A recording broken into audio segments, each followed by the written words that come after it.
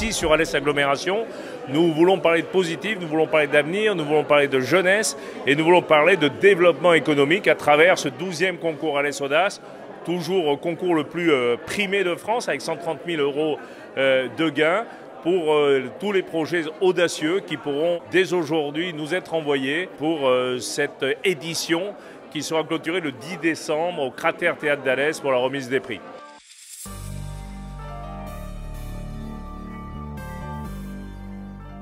Alès Audace, quand nous l'avons créé il y a maintenant 12 ans, l'idée était de donner une chance à celles et ceux du territoire nombreux qui, porteurs de projets de développement économique, audacieux en l'occurrence, n'avaient pas de porte ouverte pour les aider. Donc l'idée a été trouvée lorsque beaucoup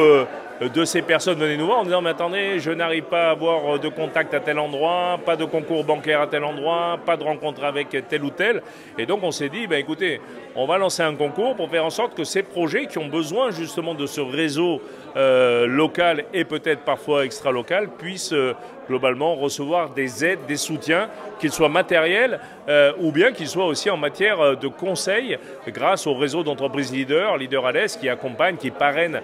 beaucoup de nos lauréats et bien sûr l'agence de développement Alès Mériapolis qui va suivre à la fois bien sûr les lauréats de ce concours comme chaque année mais aussi les finalistes pour les accompagner dans leurs projets puisque les lauréats, on l'a vu dans les chiffres, aujourd'hui, en 12 ans, sur les 100 dossiers, sur les 100 lauréats, 88% sont réalisés à ce jour, tous sur le territoire d'Alès Agglomération, bien sûr, mais il reste aussi tous les finalistes qui n'ont pas été lauréats, mais que nous accompagnons pour certains, parce que certains de ces projets perdurent. Et c'est pour ça que cette année, nous allons le plus loin. Après le défi culture, le défi agriculture, le défi commerce, j'ai souhaité mettre en place un défi jeune. Ce défi jeune, c'est pousser tous les jeunes de ce territoire dans un défi qui leur est réservé, à la fois qu'ils soient jeunes ou à la fois qu'ils aient un projet pour les jeunes, de pouvoir présenter un projet audacieux pour lequel nous allons nous mettre